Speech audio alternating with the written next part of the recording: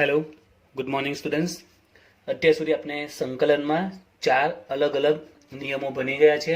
હવે બીજા 4 નિયમો બાકી છે. આજે આપણે એ નિયમો જોવાના છે. આજે 4 જે બાકીના નિયમો છે આપણે જોઈ લઈશું. તો આગળનો નિયમ છે નિયમ નંબર 5. 1/x આપેલું હોય તો એનું સંકલન શું થશે? 1/x.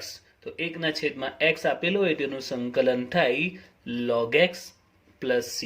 ઓકે, તો યાદ રાખજો 1/x હોય તો log x. હવે આ રૂલ્સમાં એક જ અપવાદ છે, તમારે થોડો યાદ રાખવાનો છે. અગાઉ આપણે જે પહેલો રૂલ્સ જોયો હતો કે x ની 5 ઘાત હોય, બરાબર છે, તો આનું આપણે સંકલન શું કરીએ? 5 છે તો એમાં 1 ઉમેરી દઈએ, બરાબર, અને 5 + 1 નીચે લખી દઈશું પ્લસ c. જવાબ આવશે x ની 6/6 પ્લસ c. આ નિયમમાં મેં તમને એ પણ સમજાવેલું કે 1/, જો x ની 3 ઘાત આપેલી હોય તો આનું સંકલન કરવું હોય તો શું કરવું પડે? x ની 3 ઘાત છે એને ઉપર આપણે લાવી દેતા હતા. x ની 3 ઘાત આપેલી હોય તેને ઉપર લાવી દઈશું તો x ની -3 ઘાત થઈ જશે. એક આપણે એક્સ્ટ્રા સ્ટેપ પહેલા કરતા હતા, બરાબર છે.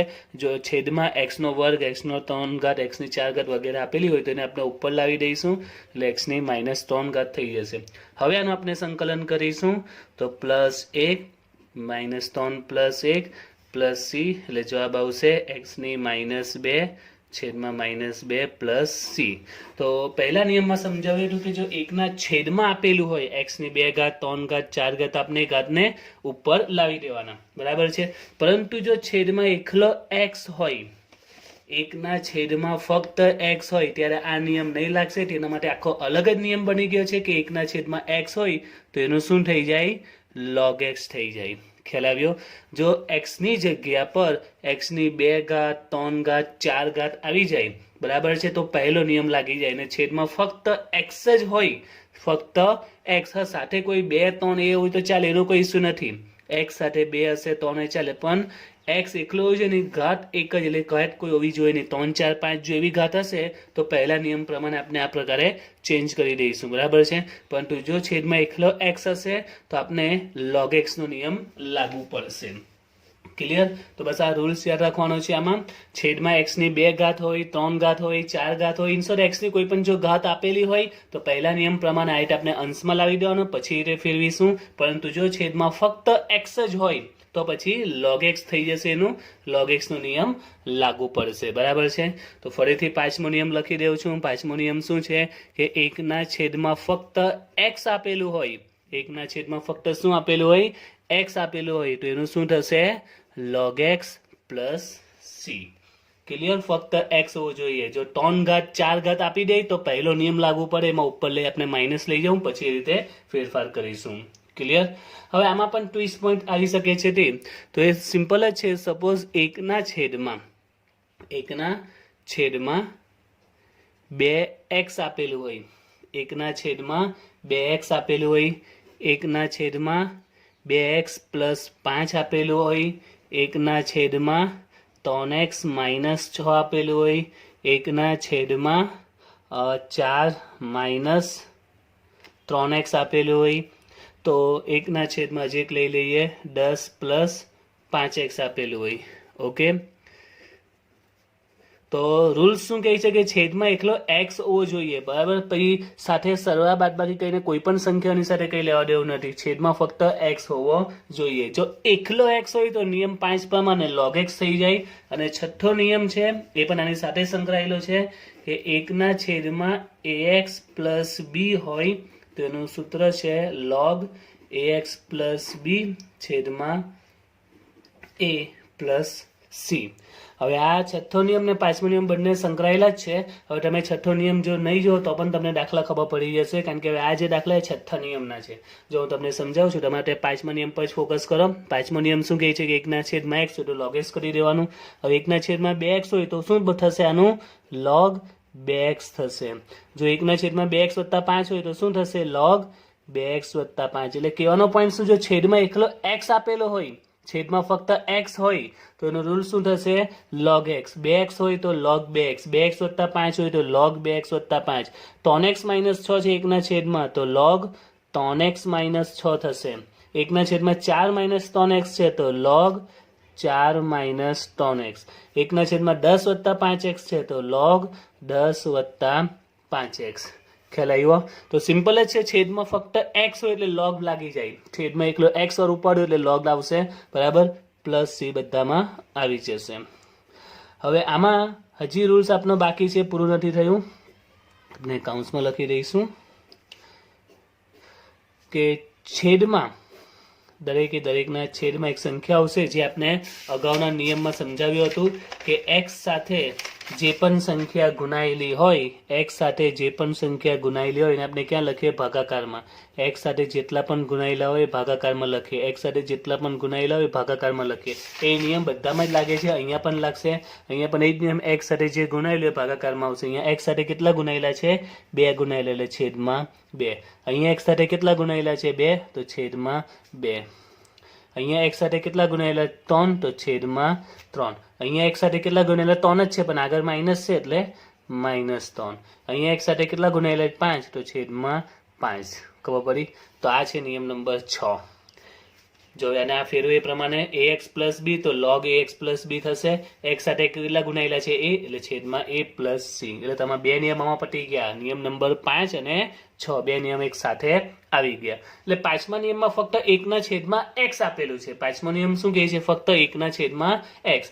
જ્યારે છઠ્ઠો નિયમ શું કહે છે કે એકલો x ની આખું એક પદ, એક સમીકરણ આપેલું હોય, બરાબર, આવી રીતના 2x હોય કે 2x વત્તા 5 હોય કે 3x માઇનસ 6, આ રીતની રકમ આપેલી હોય. તો સિમ્પલ જ છે, ફરીથી જોઈએ, ફક્ત છેદમાં x હોય તો log x, 2x હોય તો log 2x, 2x વત્તા 5 તો log 2x વત્તા 5, 3x માઇનસ 6 તો log 3x માઇનસ 6, બધામાં એ જ રીતે. અને કોના વડે ભાગવાનું? x સાથે કેટલા ગુણાયેલા છે? x સાથે 2 ગુણાયેલા, છેદમાં 2. x સાથે 2 ગુણાયેલા, છેદમાં 2. x સાથે 3 ગુણાયેલા, છેદમાં 3. x સાથે 3 ગુણાયેલા પણ કેવા? -3 છે, છેદમાં -3. x સાથે 5 ગુણાયેલા છે, છેદમાં 5.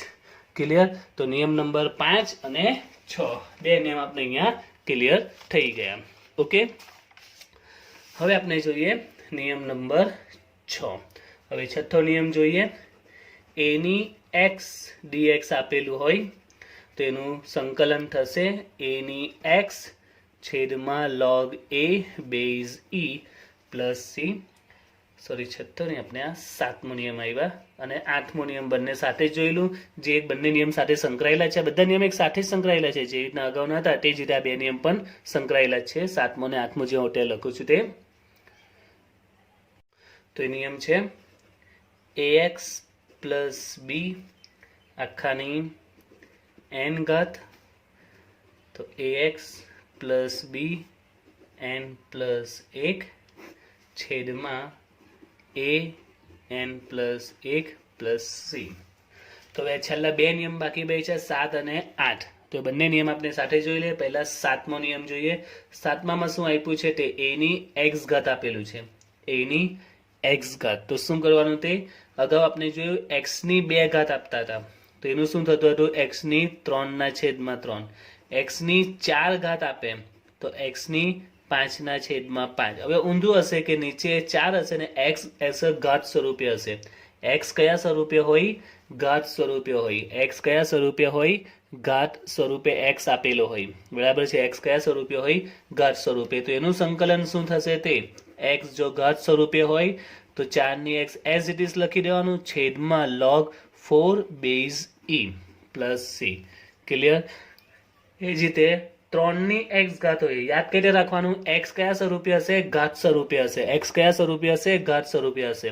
તો 3 ની x log 3 base e plus c થઈ ગયું.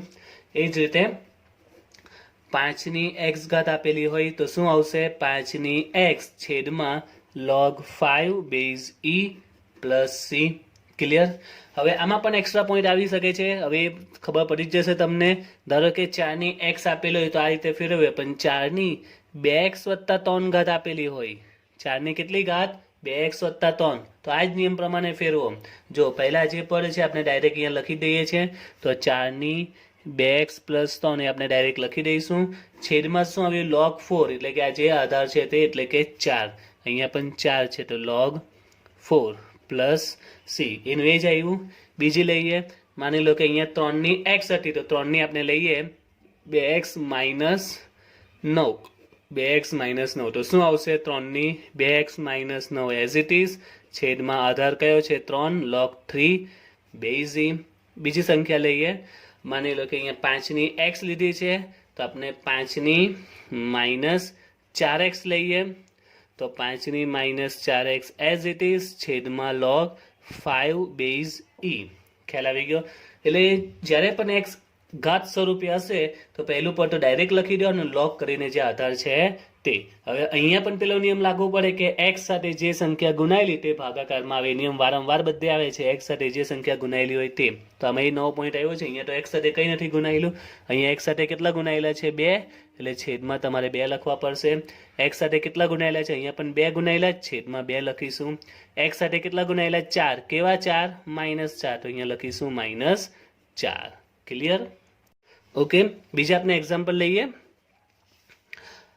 10 ની 8 માઇનસ 2x હોય, 5 ની 4x પ્લસ 3 ઘાત હોય, 11 ની 7x હોય. બરાબર છે?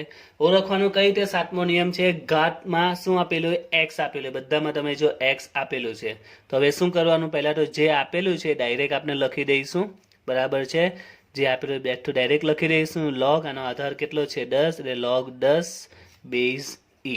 એ જ રીતે આમાં 5 ની 4x પ્લસ 3 છે એઝ ઇટ ઇઝ લખી દઈશું છેદમાં log આમાં આધાર કેટલો છે 5 બેઝ e. એ જ રીતે 11 ની 7x તો 11 ની 7x as it is log આમાં આધાર 11 છે બેઝ e પ્લસ c. હવે x સાથે કેટલા ગુણાયેલા તે, અહીંયા x સાથે કેટલા ગુણાયેલા 2, કેવા 2 છે? -2, તો છેદમાં -2 લખીશું. x સાથે કેટલા ગુણાયેલા 4, તો છેદમાં 4 લખીશું. x સાથે કેટલા ગુણાયેલા 7, તો છેદમાં 7 લખીશું. ક્લિયર થઈ ગયો સાતમો નિયમ? તો સિમ્પલ જ છે સાતમો નિયમ. હવે લાસ્ટ આપણે જોઈએ આઠમો નિયમ, ax પ્લસ b આખાની n ઘાત. તમારે નિયમ આ યાદ મોઢે કરવાની જરૂર નથી, તમારે આ યાદ રાખવાનું છે કે આ રીતનું આપેલું તો આ રીતે સંકલન થાય. આ તો જે નિયમ છે, નિયમ આપણે લખવા પડે એટલે એ પ્રમાણે તમને બતાવું છું કે આ નિયમ છે, આ નિયમને આધારે ફેરવાય છે. પણ આ નિયમ તમે જો યાદ કરવા જાઓ તો અટવાઈ જશો, કારણ કે આમાં કોઈ આંકડા જ નહીં હશે, આમાં ચલો વાપરાયેલા છે n, x, a, b, તો ખબર નહીં પડશે. એટલે તમે આ ઉદાહરણ યાદ રાખો. એના માટે હું તમને ઉદાહરણ આપું કે ઉદાહરણ પર તમને ઇઝીલી ખ્યાલ આવી જાય. તો હવે જોઈએ આઠમો નિયમ શું કહે છે તેમ. તો એમાં આખું એક સમીકરણ જેવું પદ આપેલું, આખું સમીકરણ આપેલું હશે અને એની ઘાત હશે, સમીકરણની ઘાત હશે. બરાબર? એટલે કે અત્યાર સુધી આગળ આપણે જે દાખલા જોયા, પહેલો જ નિયમ કે x ની 4 હોય, બરાબર, x ની 8 હોય, તો આપણે શું કરીએ? x ની 4 કે x ની 8 હોય તો x ની 5/5 કરીએ, x ની 9/9 કરીએ. બરાબર છે? આ રીતનો રૂલ્સ આપણે ખબર છે. પરંતુ અહીંયા જો x ની જગ્યા પર આખું એક સમીકરણ જેવું પદ આપી દે, એટલે કે એવી રીતે 2x વત્તા 3 આખાની 8 ઘાત, એ જ રીતે x પ્લસ 5 આખાની 10 ઘાત, x માઇનસ 6 આખાની 8 ઘાત, 4x પ્લસ 3 આખાની 5 ઘાત, 10 માઇનસ 6x આખાની 9 ઘાત. ખ્યાલ આવી ગયો? પહેલો નિયમમાં ફક્ત x આપતા x ની જગ્યા પર આખું એક સમીકરણ આપી દે, 2 કે 3 પદ આપી દે, મોટાભાગે 2 પદ જ આવશે.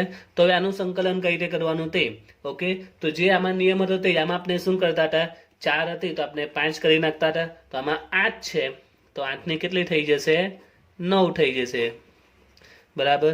અહીંયા x પ્લસ 5 આખાની 10 છે તો x પ્લસ 5 આખાની કેટલી થઈ જશે? 11/11.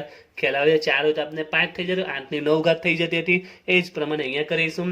x માઇનસ 6 ની 8 છે તો 8 ની જગ્યા પર કેટલા થઈ? 1 ઉમેરી દઈશું એટલે 9 થઈ જશે. 4x પ્લસ 3 ની 5 ઘાત છે, એમાં 1 ઉમેરી દઈશું એટલે 6 થઈ જશે. 10 માઇનસ 6x આખાની 9 ઘાત છે, 1 ઉમેરી દઈશું તો 9 ના કેટલા? 10/10. ખબર પડી ગઈ? એટલે આ જે પહેલો નિયમ છે એ જ અહીંયા લાગુ પડે છે. જે પહેલો નિયમ છે એ જ લાગુ પડે છે. તો આપણે કરવાનું શું છે તે ફરીથી જે પહેલો નિયમ છે તે જ લાગુ પડે. 4 હોય તો 5 કરતા રહે, 8 હોય તો 9/9, 4 હોય તો 5/5 કરતા રહે. એ જ નિયમ લાગુ પડ્યો છે. જો આખું 2 કે 3 પદ આપેલા હોય, 2 જ આપશે, સોરી 3 નહીં આપશે. હવે આમાં પણ પેલો નિયમ જે બધામાં લાગે, x સાથે જે ગુણાયેલું હોય તે છેદમાં લઈ લેવાનું. અહીંયા x સાથે કેટલા ગુણાયેલા છે? 2, એટલે છેદમાં 2 વડે ગુણીશું. x સાથે તો અહીંયા કંઈ જ નથી ગુણાયું, કંઈ નહીં, એટલે કે 1 છે તો 1 લખવાની જરૂર નથી, નહીં લખું તો પણ ચાલશે. અહીંયા પણ x સાથે કંઈ નથી ગુણાયેલું એટલે કે 1 જ કહેવાય, 1 લખવાની જરૂર નથી. x સાથે કેટલા ગુણાયેલા? 4, તો અહીંયા આપણે 4 લખીશું. એક્સ સાથે કેટલા ગુણાયેલા 6, પણ કેવા 6? -6. તો આપણે અહીંયા -6 લખીશું. ક્લિયર? હવે આજના ચારે ચાર નિયમ આપણે ફરીથી એકવાર રિપીટ કરી લઈએ.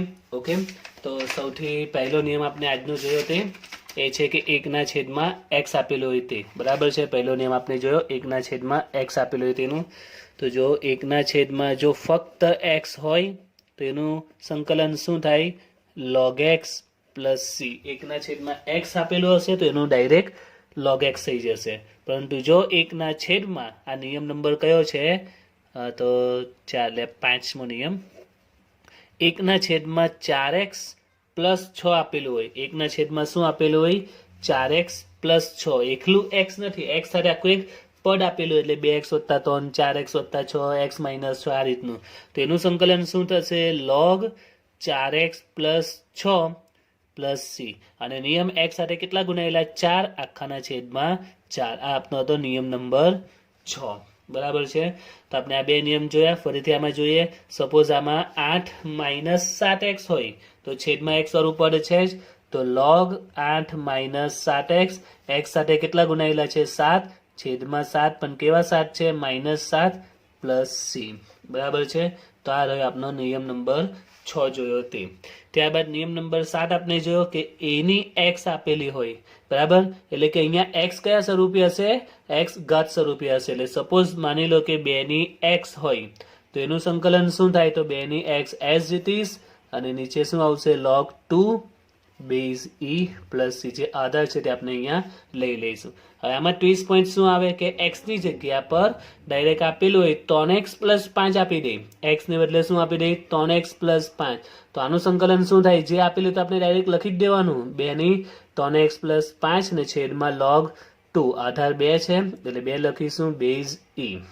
હવે આમાં પણ નિયમ બધામાં જ લાગે છે કે x સાથે જે સંખ્યા ગુણાયેલી હોય તે છેદમાં x સાથે 3 ગુણાયેલા હોય છેદમાં 3 આવી જશે. ક્લિયર? આમાં બીજું એક એક્ઝામ્પલ લઈએ. 10ની 8 - 7x. ઓકે, તો x આમાં કા છે? ઘાત સ્વરૂપે. જ્યારે પણ x ઘાત સ્વરૂપે આવી જાય એટલે છેદમાં log વાળું તમારે યાદ રાખવાનું. તો 10 8 - 7x as it is પહેલા લખી દઈશું. બરાબર છે? છેદમાં log 10 બેઝ e. હવે x સાથે કેટલા ગુણાયેલા છે? 7. કેવા ગુણાયેલા છે? -7. એટલે આગળ આવશે -7 પ્લસ c. તો આ આપનો હતો નિયમ નંબર 7 જે આજે જોયો તે. ત્યારબાદ 8મો નિયમ. તો 8મો નિયમ છે કે 3x + 5 આખાની ધારો કે 9 ઘાત આપેલી હોય.